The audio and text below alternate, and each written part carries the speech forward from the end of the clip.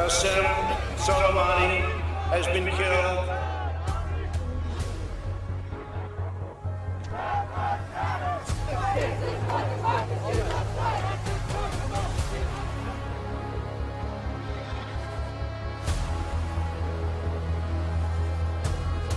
We've taken back control of our laws and our destiny.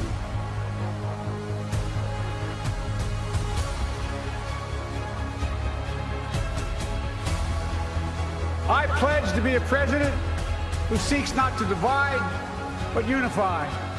There is no other way forward but together.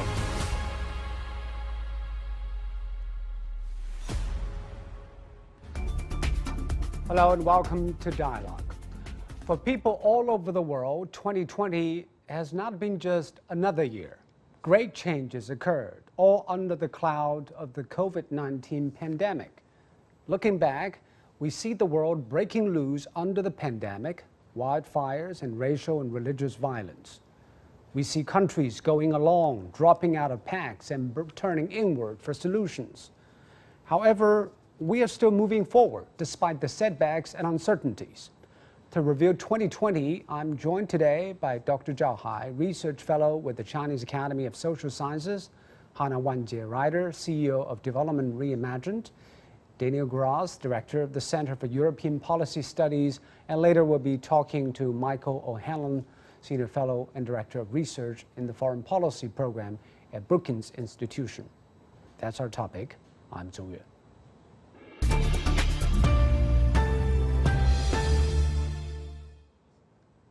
Like all hell's breaking loose, 2020 has seen more than its fair share of disruptions in health, politics, and economy around the world.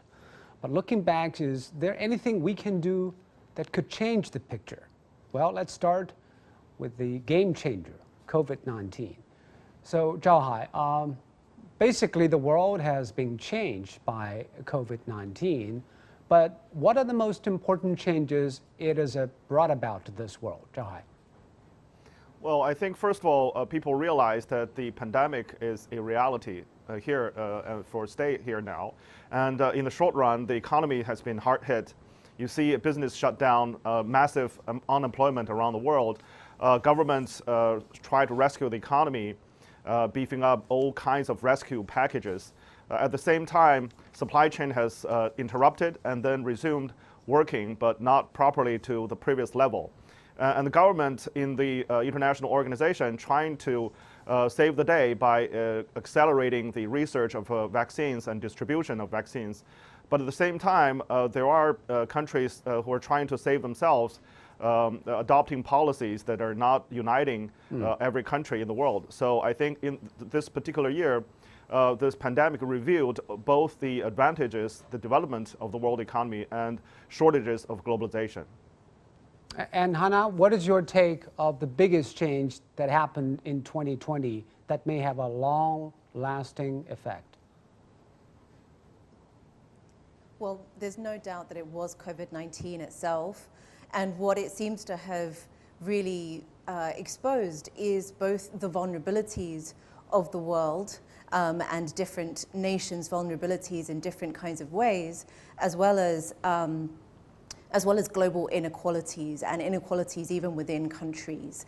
And as a result, we have seen countries having very varied impacts, seeing COVID-19, very completely different sets of cases, completely different sets of fiscal responses as well. And as a result, it's very unclear what 2021 is going to bring, but 2020 itself has really been this real question of exposing the vulnerabilities. And Daniel, obviously different governments and different countries have responded in their own way, but looking back, what have learned from our responses to COVID? Well, look at the African continent as one Daniel, example. Please, Hannah. Oh, sorry. The one lesson Europe has learned, I believe, is that we are all in this together. At the beginning of the crisis, every country was just looking after its own citizens, borders were closed, and there were recriminations among national governments.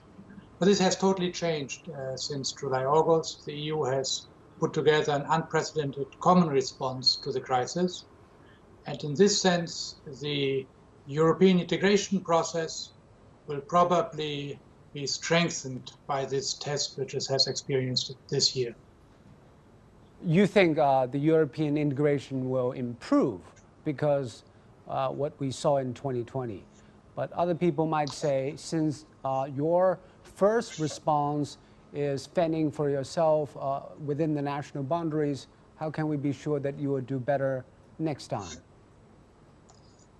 Because people, political systems learn. And they have seen that the individual uncoordinated response, everybody for himself, didn't work. And they have also seen that once they all pulled together, things improved dramatically. And I think this lesson will stay, even beyond the immediate structures which have been created by this pandemic. And therefore, I think really European integration is stronger, even though, of course, the European economy is much weaker than before. And Hannah, do you think banding together might be the best lessons we learn from our COVID response? There's no doubt that standing together is really important and is going to be very helpful going forwards. I'm not sure that 2020 has necessarily exposed that we are ready to do that just yet. You know, even in 2020, we've seen the Brexit go forward. As I was mentioning in the African continent, we've seen African countries having to deal with COVID-19, dealing very well, actually, with the support of the African CDC, and also, for example, also managing a fiscal response of 2.5% of GDP on average. But on the other hand, that's much lower than the rest of the world. And of course, the biggest challenge in terms of managing that fiscal space has just not yet been supported, and they've not found enough support from other countries to be able to deal with that. You know, I am a very firm believer. I used to work for the UN. I'm a very firm believer in multilateralism and being together, regionalism, and so on. But whether the entire world is ready for that, it's not yet very clear. When COVID was ravaging the world, there were other problems on our plates, Zhao Hai. We have seen worst wildfires in Australia and also in the west coast of the US, and 3 billion animals were killed or displaced in the Australian bushfire. And we've also seen locust swarming in Africa in 2020. It seems that Mother Nature is posing threats to us. What should we learn from those phenomena? Well, I think 2020 in many respects is really a disaster. I mean, other than the pandemic, which we're focusing right now on, you pointed out many other problems that we're facing. It's just we haven't been paying enough attention to those problems like wildfire and flood and the temperature rising globally. We're waiting for the next round of UN panel on the climate change, and I think the United States will soon return to the Paris Agreement. We need to really review what policy has been adopted and trying to move forward. Now Europe has promised that by 2050 it will achieve carbon neutral, and China promised 2060. And the United States probably will promise 2052. So I think the world will come together to really deal with the climate change, which I think after thorough examination, probably this pandemic is coming out of the climate change ultimately. And Hannah, do you think after COVID, probably our species living on this planet will realize there's something that will hit us all the same, like climate change, like epidemic, pandemic? Probably it doesn't make sense for us to go back to our corner and work on our own. I fully agree with that, and that is certainly the view that my firm takes. We see COVID-19 and climate change as two very similar problems. Michelle Wooker has described them as grey rhinos. We see them also as, and going back to 2006, when the Stern Review came out, they are problems for which the costs of acting now are going to be lower than the costs of acting later. Whether the world realizes that right now or not, it's not yet clear. It's been very, there have, as Professor was mentioning, there have been some very important opportunities and progress made in 2020. The carbon neutrality commitments from China, 30 or so other countries also have those commitments. These are very important and there need to be more. At the same time, a region like the Asia-Pacific region, the African region, they have not yet articulated and been able to invest in what does a green recovery from COVID-19 look like. Yeah. These are things that we need to be working on in 2021, but also making available the finance to be able to do that. And Daniel, let's also look at the political and racial tensions that is happening in 2020. In the Middle East, the assassination of Iran's senior commander, Soleimani, has made the relations between the United States and Iran on edge. And also in America, the killing of George Floyd has laid bare the problem of racial tension in the U.S. Do you think the geopolitical tensions and racial divide has become exacerbated in 2020? My impression is rather that the two have been overlaid. So these tensions, they pre-existed. They have to some extent been sharpened in the United States by the economic inequalities which COVID brings itself, because it's mostly the poorer, the less educated who lose their job. But in the Middle East, I think little has changed. Maybe the one important point is that with increasing commitments towards climate change, the demand for oil and gas will just go down, and therefore perhaps the Middle East will become less of a center of attention of the rest of the world. And I think this would be better for that region, because there are these different camps in the Middle East which fight each other, and partly they're doing it with the rents generated from their huge oil and gas reserves. And if the price of these resources goes down, maybe perhaps the temperature in the Middle East will also go down a little bit. And do you think the tensions, the geopolitical tensions in the Middle East will be eased because of the energy price? Exactly. When these countries have less money to spend on armaments, maybe they will see that also they are in the same boat, that they can prosper much more if they stop fighting each other, just trying to be the local regional boss. This will take some time to sink in, but the lower energy price certainly helps, and COVID to a certain extent as well, because it shows the other important issues than who is top in your particular neighborhood. And Zhaohai, I want your take on the political tensions within countries. For example, the racial tension in the US and the religious strifes in Europe. What are the fundamental reasons behind that? Well, first of all, I think the energy price will probably go up next year. And of course, in the long run, the energy price, particularly fossil fuels, will under a lot of pressure, because the whole economy, the world economy, will transition towards more renewable energies. In terms of internal strifes, I think there are many countries are facing the same problem with populism, with nationalism rising, because these are the after effects of globalization. And after 20 years of long and prosperous globalization, the negative impact of society are showing themselves in developed countries as well as developing countries. But the problem is developed countries has less political will to solve their internal problems, and they're turning those or shifting the blames outward and towards other developing countries. That's create not only internal problems not solved, but also more and more international problems. All right, as you said, the world is in disarray, and many people and countries have built up walls, literal or metaphorical, to keep threats out. But after 2020, in a world interconnected by travel, trade, and information, can we really get very far by going alone? So Hannah, it seems now unilateralism has taken the upper hand over multilateralism, especially in 2020 when everybody is more concerned about their neighbors rather than people in the other side of the world. How do you look at this? Well, I think that also depends on where you look. Yeah. My firm, we focus a lot in particular on African countries and also on the Asia-Pacific region.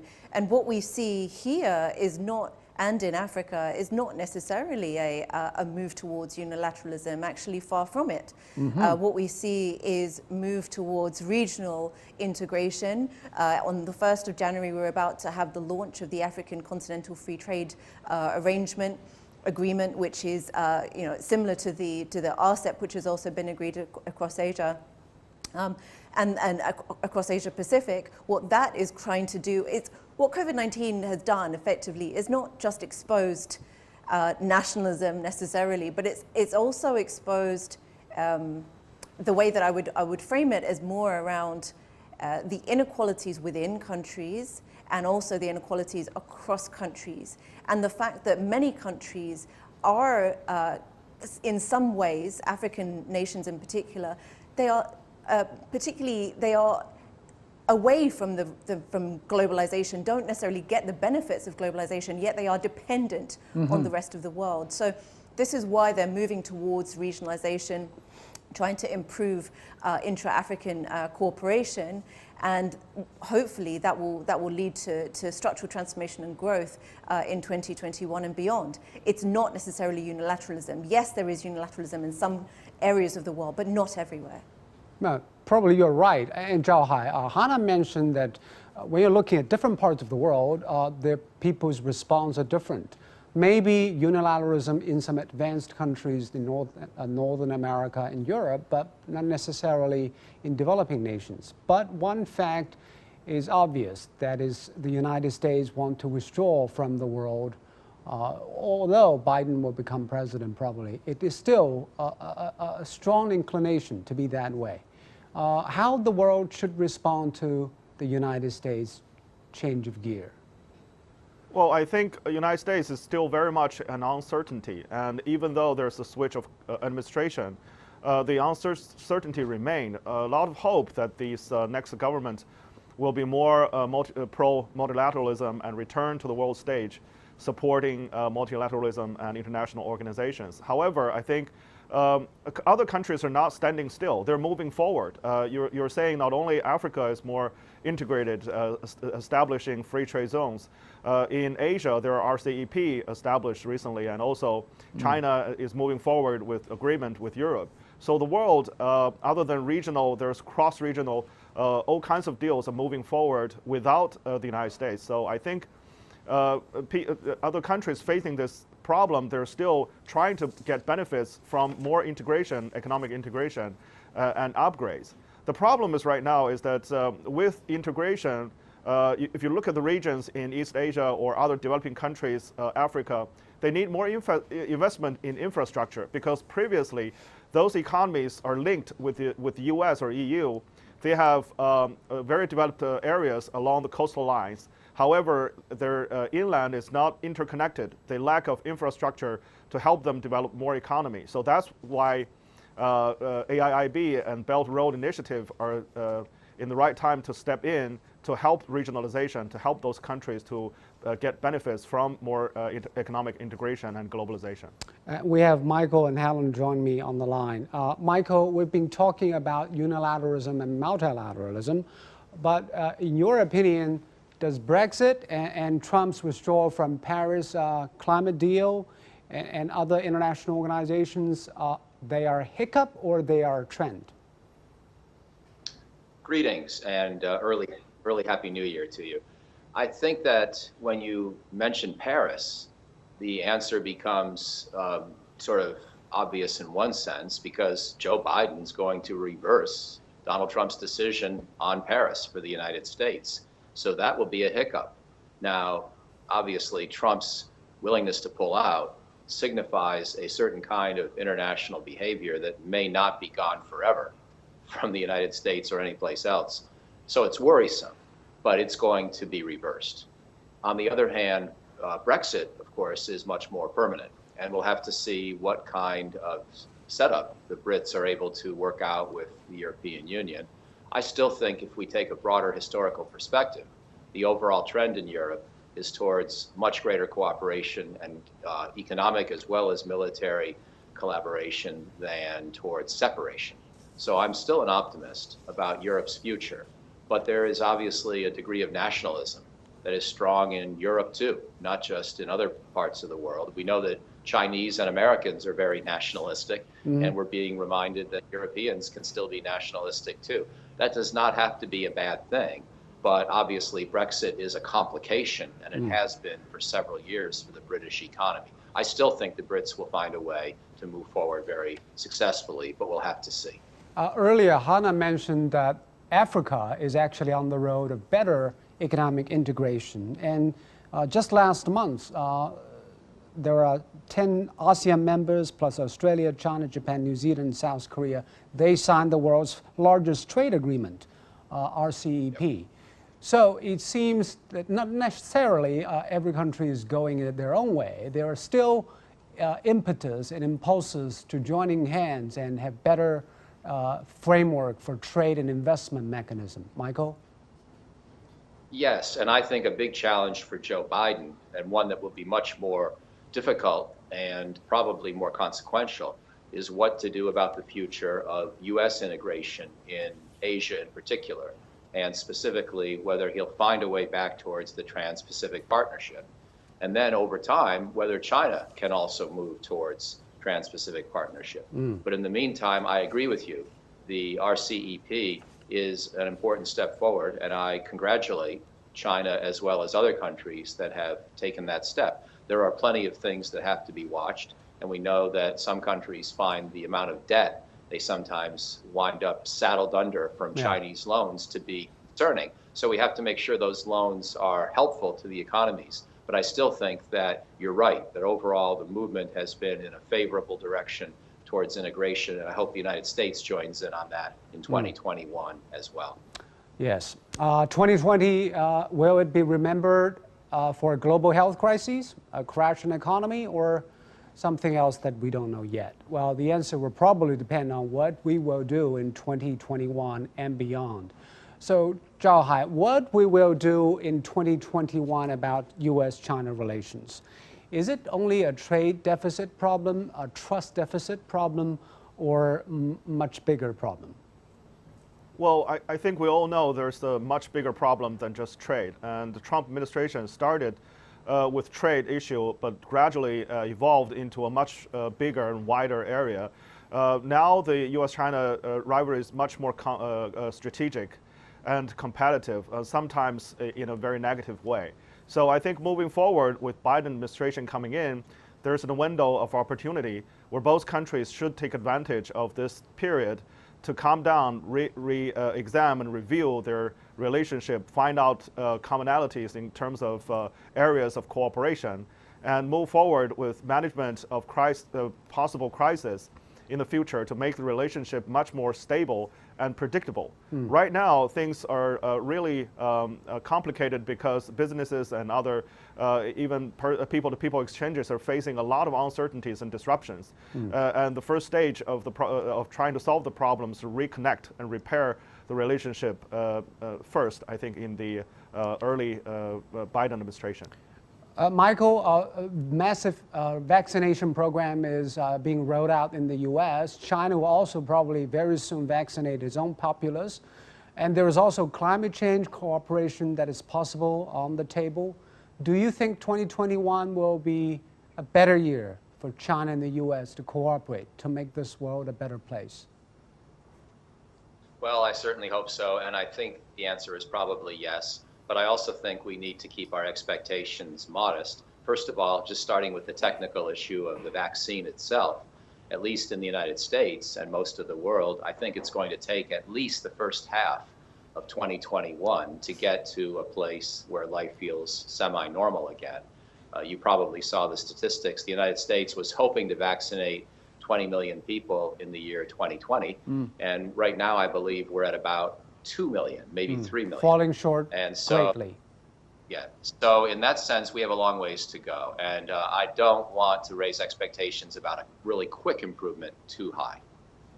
And Hannah, vaccination seems to be the only viable solutions to end this COVID thing. But what is your outlook about vaccination programs that can help all the world in 2021? Well, certainly vaccination will help the world go back to normal, but there is a question as to whether that's actually what we necessarily want, and also how quickly that can happen for the poorest countries in the world.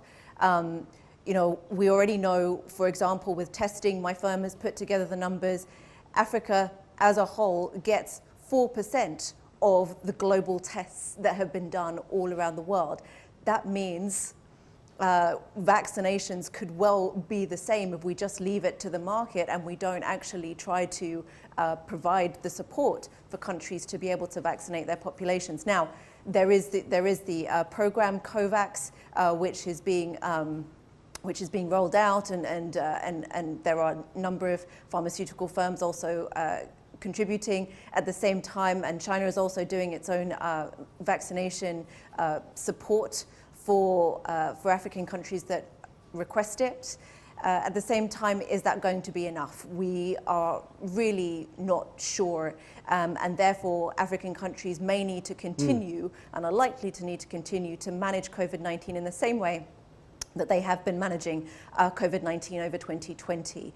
Things like mask wearing and so on, all of that will need to continue in 2021. And again, very close contact tracing, all these sorts of management needs. And Zhao Hai, China's economy has recovered. Will the rest of the world follow in its footsteps? What will the economy in 2021 look like? Well, 2021 will be a year of economic recovery for sure, with the vaccine distributed. Hopefully, the second half of the year we'll see a much bigger jump of economic output globally, and I think there will be a recovery of the economy not only in developed countries but also in developing countries. But we can't pin our hope entirely on the vaccine. I think Anna is right that you know, we have to do the same thing, just like 2020, wearing a mask and keeping distance. So we have to live this pandemic for some time to come, but 2021 will be hopeful, I think. Okay, COVID actually did teach us one thing: to be prepared for anything. Thank you very much, Zhao Hai. Thank you, Hannah. Thank you, Michael. Well, like television anchors from around the world, I did most of my 2020 interviews in this room, talking to guests using Skype, Zoom, or satellites.